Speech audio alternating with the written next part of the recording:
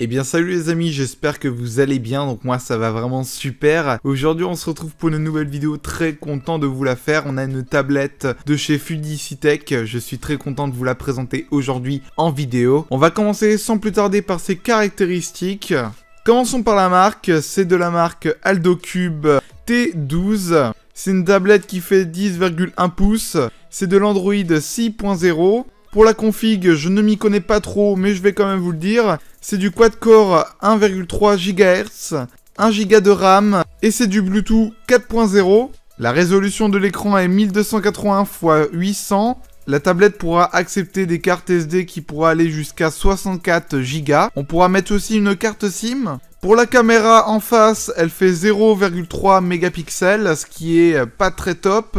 Et 5 mégapixels caméra arrière, qui m'a l'air quand même raisonnable. Pour le réseau, c'est du 2G ou la 3G. Maintenant, on va procéder à l'ouverture de la boîte. Donc, c'est une boîte qui reste très simple.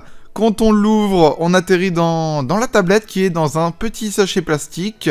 Ensuite, on retrouvera le chargeur, le câble d'alimentation. Ça, je ne saurais pas vous dire à quoi ça sert. Et on retrouvera un manuel d'utilisation. Une fois la tablette enlevée du sachet plastique, on peut voir clairement que c'est du chinois. Vu l'écriture, ça se voit clairement. Sur le côté, on aura le port d'alimentation. L'autre, ce sera pour mettre une carte SD. Et tout au bout, on aura le port par jack pour l'audio. Encore de l'autre côté de la tablette, nous aurons le bouton pour allumer ou éteindre la tablette. Et à côté, le volume plus et le volume moins. Maintenant, j'ai allumé la tablette. On va se rendre sur YouTube pour voir un peu ce que ça donne, même si c'est comme tous les appareils. Je vais vous mettre un petit test de son. En tout cas, moi je vous souhaite une bonne vidéo. Allez, à tout de suite.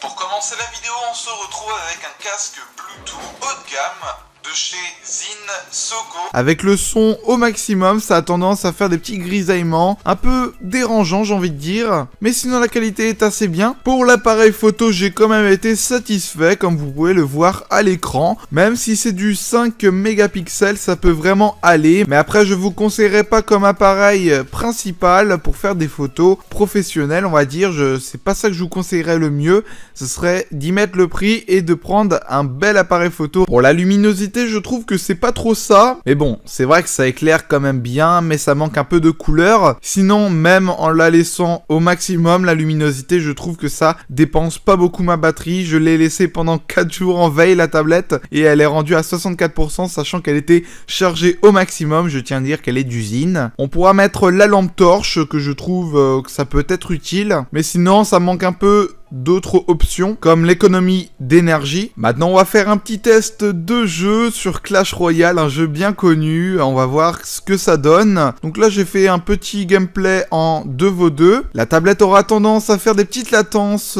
à des moments, mais pas tout le temps. Mais bon, son prix est actuellement à 75 € si je dis pas de bêtises. C'est vraiment très convenable à ce prix là. On peut pas avoir une qualité, on peut pas avoir de la fluidité pour un prix comme ça. Niveau qualité, c'est plutôt excellent sur la tablette.